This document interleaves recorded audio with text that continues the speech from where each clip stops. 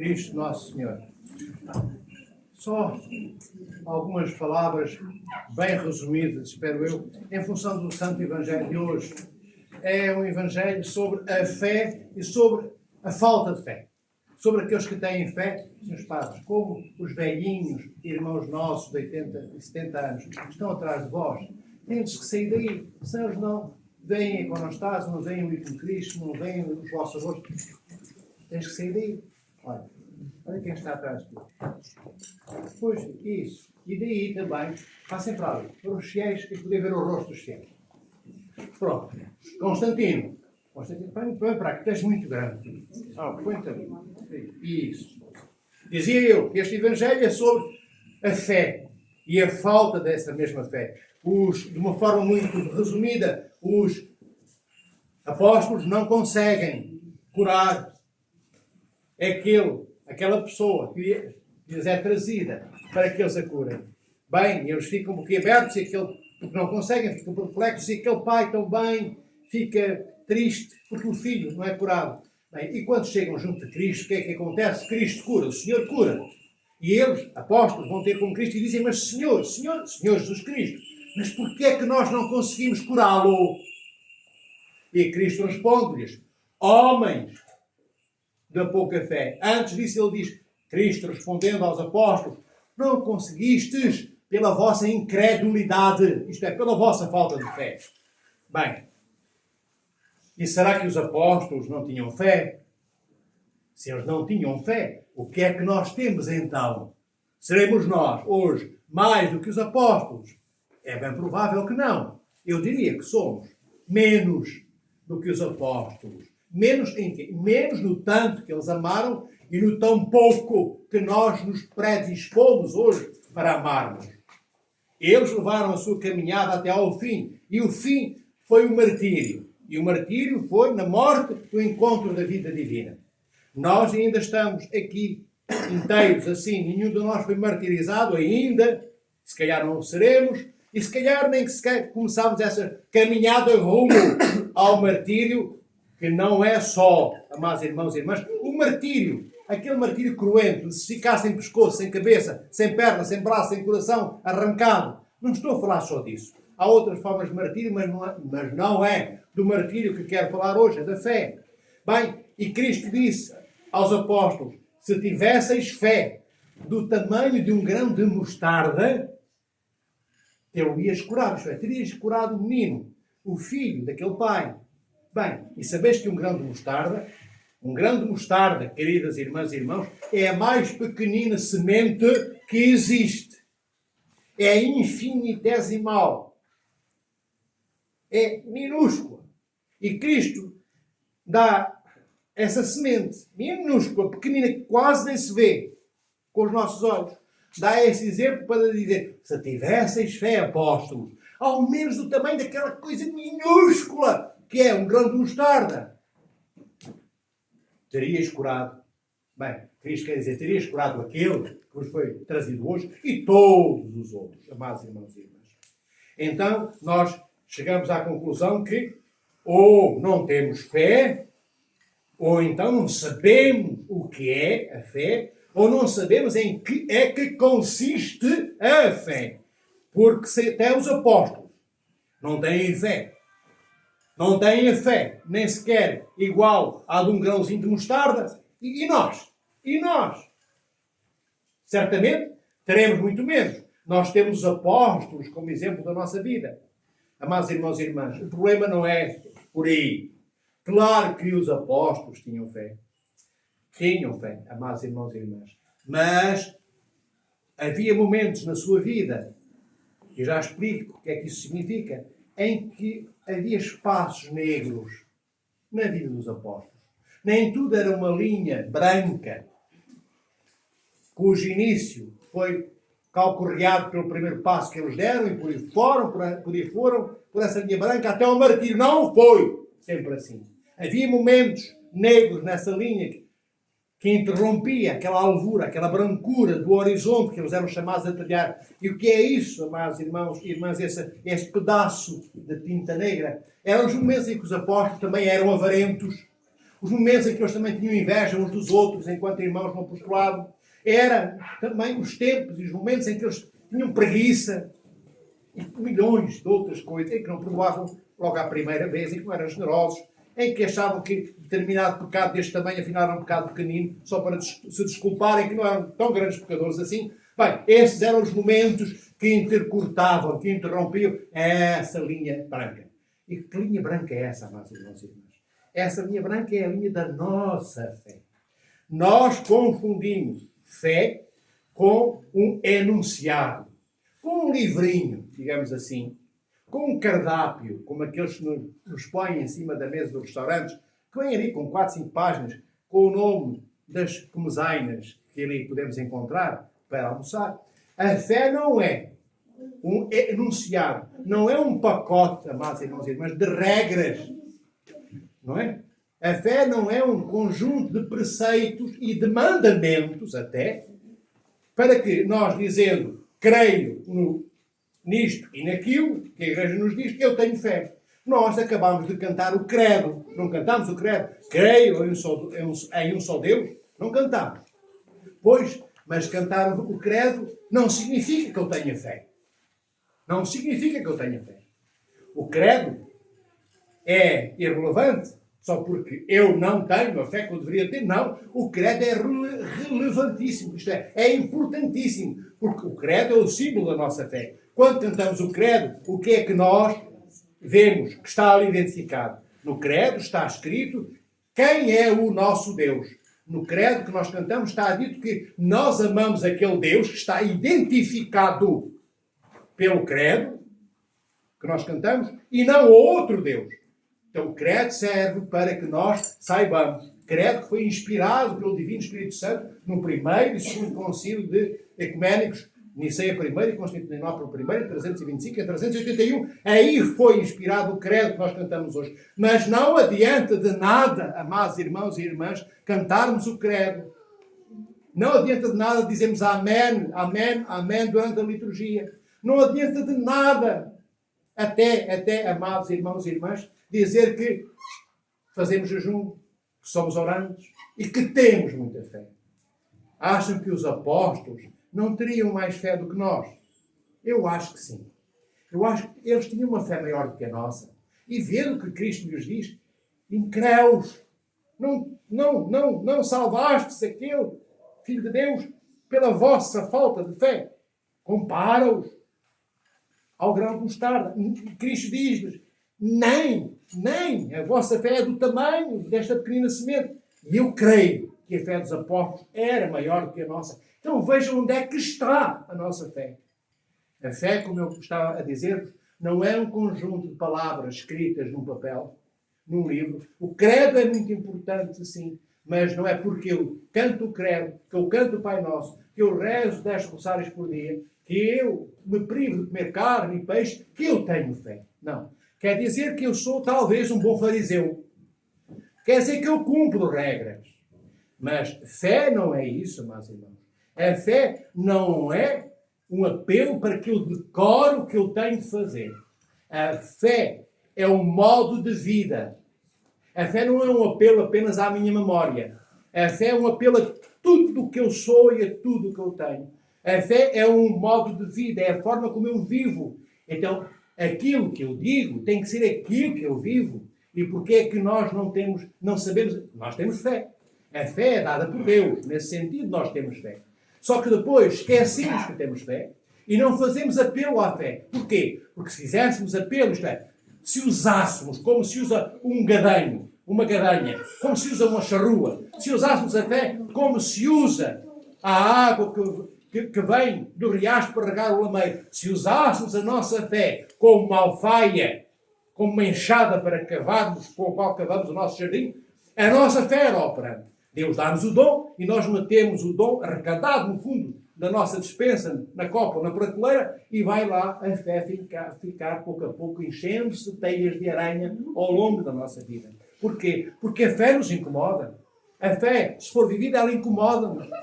A fé, se for vivida, queridos irmãos e irmãs, ela não nos encaminha para aquilo que nós vemos tantas vezes,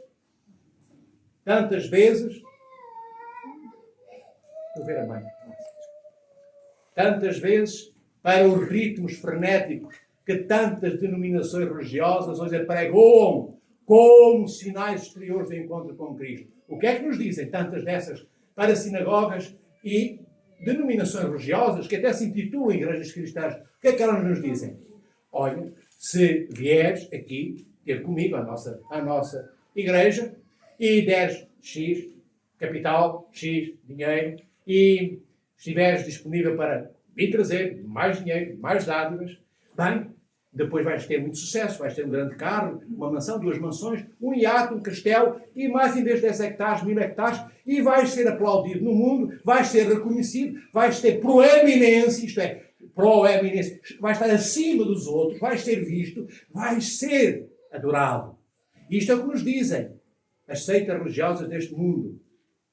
Mas isto é o que Cristo rejeitou quando o demónio lhe disse: mas se tu és o Filho de Deus, então transforma estas pedras em pão.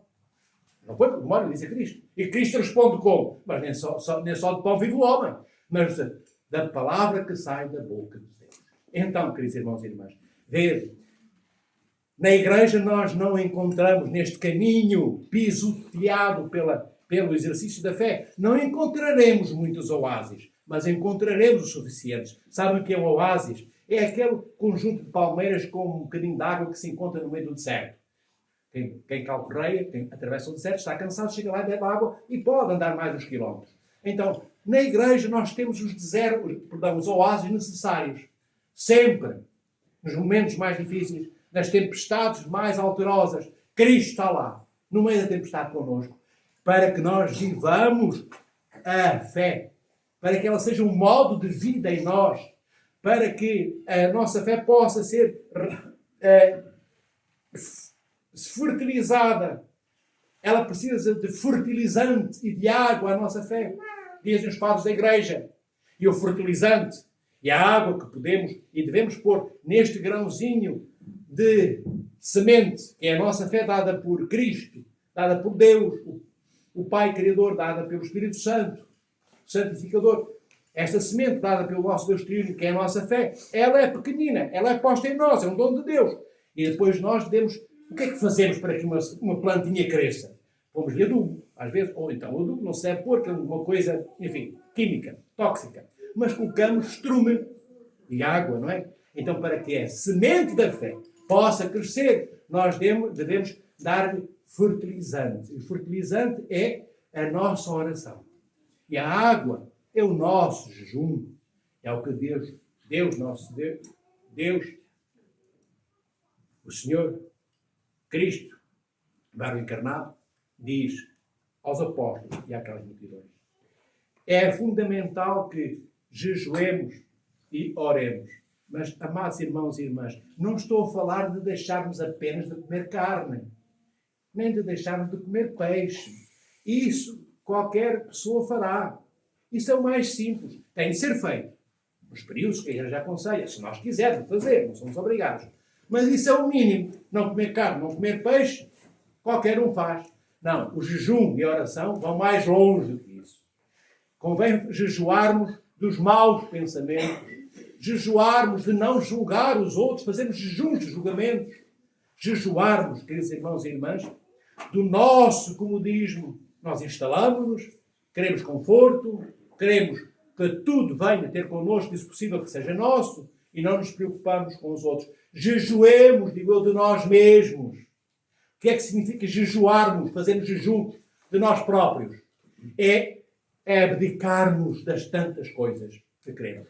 É pormos de parte tantos e todos os desejos que assolam a nossa alma, o nosso intelecto e o nosso coração e a nossa memória. Amados irmãos e irmãs, a oração, para não continuarmos eternamente no jejum, foram só 2 apontamentos e mais um apontamento sobre a oração. A oração não consiste em martelarmos, como se as contas do rosário fossem uma bigorna, não é? E a oração dita um martelo em cima das contas. Não. A oração não é para ser martelada. A oração não deveria nem quase de ser dita. Um dia, lá, para aqueles que oram como os padres do deserto, ela não será mais dita. Já é ela que se diz em nós. Nós não deveríamos apenas ser o resultado daquilo ao qual a oração nos conduz. Nós já deveríamos ser a oração em movimento. Não nós os que dizemos a oração fora de nós, mas a oração que se diz em nós. É desta água que é alimento para aquele grãozinho de fé que Cristo e Deus Pai e o Espírito Santo colocam dentro de nós, que é a água que ajuda essa semente da fé a crescer. É esse jejum, do qual eu vos disse há pouco, que é darmos prioridade a todos os outros e nós não sermos prioridade para nada nem coisa alguma.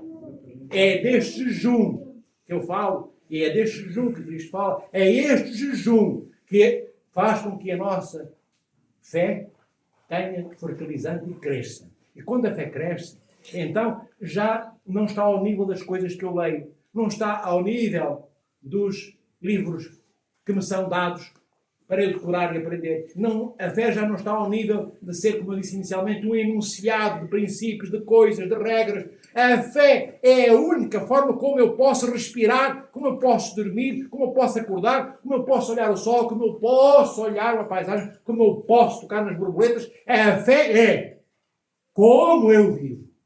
E isso é que é ter fé. Ter fé não é, eu tenho fé porque eu creio em Deus.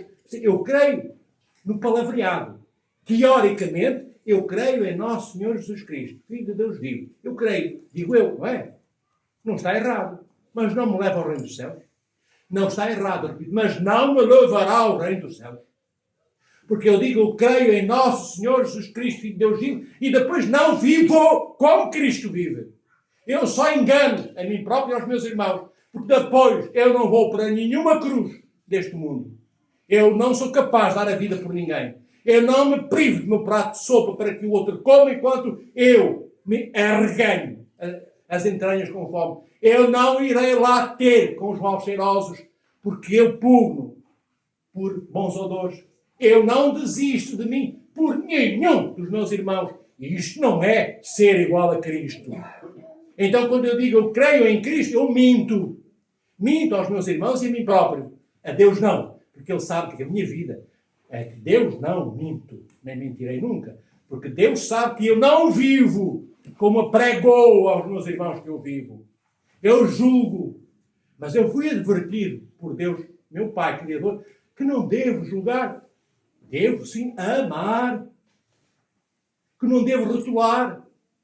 Não devo emprestar nomes a ninguém. Só Deus confere nomes aos seus filhos no batismo que nós recebemos. E esse é o único nome que temos. Então, fé, queridos irmãos e irmãs, é a forma como nós vivemos. E se nós vivermos como Cristo viveu e vive, então nós diremos a esta montanha muda e ela mudar-se-á. Como Cristo disse no Evangelho. Mas certamente que Cristo não estava a referir-se apenas e só às montanhas físicas. Vejam qual era o interesse de agora, só porque a minha fé é vigorosa, dizer à Serra da Estrela para se mudar para as planícies do Ribatejo. Bem, a única coisa interessante é que tínhamos uma montanha grande no Ribatejo, mas não tinha mínima utilidade para o Ribatejo ter aqui a Serra da Estrela. Portanto, não é dessas montanhas que Cristo fala. Cristo fala das montanhas interiores, das nossas montanhas que cresceram dentro de nós. Montanhas de orgulho, montanhas de maldade, montanhas feitas de maus pensamentos, de pecados horrorosos, montanhas onde eu não amo ninguém, só de desamor. As montanhas interiores, onde eu, se vivesse há 2000 anos atrás, teria sido um dos que crucificaram Cristo. Essas são as montanhas que Cristo diz aos apóstolos. Se tivesseis a vossa fé do tamanho de um grãozinho de mostarda, dirias a esta montanha muda-te e ela mudar-se-ia. Cristo fala dessas. Estas cá dentro são as que nos impedem de encontrarmos Cristo e de irmos para o reino dos céus. Porque as montanhas, como a Serra da Estrela, ou os Himalaias, ou o que for, os Pirineus, essas nós damos a volta. E se o reino dos céus fosse passível de ser encontrado através de um trajeto geográfico, terreno calcorreado, eu passava ao lado destas montanhas do mundo, não é? E encontrava o reino dos céus na mesma. Mas não, estas montanhas interiores opacizam, isto é, tapam, tornam escuro o rosto de Cristo na minha vida. Mas não é o rosto de Cristo que é escuro. O rosto de Cristo é luminoso. Eu é que sou só escuridão. Porque nada do que eu faço, nada do que eu tenho, nada do que eu vivo, é o que Cristo vive. ponho ao serviço dos outros, ou quero que seja semelhante ao mestre. No entanto, eu digo, eu tenho fé. Oh, eu sou uma grande mulher, um grande homem de fé. Não sou nada. Sou só o homem que tem uma chave grande, um celeiro grande, com muito trigo lá dentro. Ou muitas notas na conta bancária. Ou então sou um pedinte, orgulhoso de ser pobre, que é tão mau como ser rico. Entendem? Mas não sou um homem ou uma mulher de fé. Para ser homem ou mulher de fé, é ser isto. É ser Cristo. Isto é que é ter fé. É, para terminar, transformarmos, em vez de mudarmos as montanhas, transformemos as montanhas em virtudes. Porque o Senhor, Cristo, nosso Deus, era todo virtuoso. Isto é que é ter fé. Não é dizer coisas. Creio nisto, creio naquilo, li aquele teólogo, li o credo, li aqueles santos anacoretas e padres da Igreja, e conheço toda a história primitiva da Igreja, e moderna, e medieval, e futuro. Não, isso é nada. Quando formos espremer, no dia do juízo final, nós não Cristo, não saiu gota nenhuma de amor. Não saiu gota nenhuma de amor. E é importante, amados irmãos, que eu creia com a minha vida, não com as minhas palavras. Que eu diga que eu amo, amando. Que eu oro, sendo já eu oração em movimento. Não posso eu ser uma coisa e a fé outra. Eu ser uma coisa e a minha oração outra. Eu ser uma coisa e o jejum outra. Eu dizer uma coisa e fazer outra. Porque Cristo não é isso. Cristo é aquele que é obediente ao Pai até a infinitésima medida da obediência. O Senhor obedece em tudo. Ele não diz que faz. Ele não diz que vai para a cruz. Ele vai. Cristo não diz que ama, Ele ama. O Senhor não diz que vai curar. Ele cura. O Senhor não diz que vai ressuscitar. Ele ressuscita os mortos. Porquê? Porque a vida dele é a vida do Pai. Porque nada do que Cristo fez é o que Cristo quer fazer. Tudo o que Cristo fez é o que o Pai quer que Ele faça. É por isso que as palavras de Cristo são ato. Não há diferença entre os atos de Cristo e as suas palavras. Eu digo, porta, abre, está bem. E a porta fica fechada. Não há nada que eu possa dizer que seja ato realizado. Em Cristo, não. As ações são as palavras de Cristo. E as palavras de Cristo são as ações que Ele realiza. Por isso, quando o Senhor diz a uma porta abre, então já se abriu. Morto, levanta-te. Ele levanta-se na hora. Quando curava os paralíticos, víamos paralíticos, não ficavam a levantar-se devagarinho durante o mês. Eles levantavam-se na hora. Os demónios eram expulsos no momento. O Senhor falava e tudo se mexia. Porque o Senhor é vida e punha vida em tudo. É como quem tem um fósforo na mão, que passa por 10 ou 15 fogueiras preparadas, à esquerda e à direita, e vai jogando o fósforo e elas vão acendendo. Vai iluminando, tem luz na mão e a sua luz do fósforo faz com que aquelas fogueiras apagadas se acendam. Era pela vida de Cristo que tudo se tornava em vida. Como nós, se não tivermos vida, tudo aquilo em que tocarmos se transformará em morte. E não é isso que nós desejamos. Não foi para isso que nós fomos criados. Nós fomos criados para termos comunhão com Deus e sermos como Cristo. Que o Senhor os proteja, guarde e abençoe. Se alguma dúvida tiver sobre o que é fé, perguntai aos nossos bispos, que eles têm carinho e amor para vos dizer mais do que aquilo que eu disse. Que o Senhor vos ilumine em todos os dias das vossas vidas. Orai pelos nossos doentes. Orai pelos nossos doentes para que o Senhor dê a vida àqueles que a morte já tem como certa e garantida, cada um deles como presentes. Orai para que todos se escapem, por um tempo ainda, por umas décadas ainda. Enfim, da boca dos cemitérios, da boca dos túmulos, que eles fiquem fechados ainda por um tempo. Que não engulam ainda, já hoje e amanhã, ou na próxima década, aqueles que nós tanto amamos, estimamos e queremos do que nós peçamos, com fé, aquela fé que eu falei, e eles viverão, e os túmulos ficarão fechados, e os doentes serão curados, e os mortos ressuscitarão, e nós seremos os primeiros mortos a ressuscitar, porque ressuscitaremos do nosso comodismo para o altruísmo absoluto, para a generosidade total, deixaremos de ser, em bom português, deixaremos de ser mão de vaca apertada, que nascemos com calça sem fecho, porque não temos bolsos, porque se tivéssemos bolsos, ainda olhavam para nós e diziam, Senhor, põe a mão dentro do bolso. Assim eu digo, não tenho bolso. Porquê? Não quero ter moedas comigo porque não quero dar nada. Eu não quero dar nada a ninguém. Muito menos a minha vida, muito menos pedir a Deus que dê vida àqueles que vão perdê-la, que são os doentes. Então, oremos por todos. Que o Senhor os abençoe, protege e guarde em todos os vossos dias. Amém.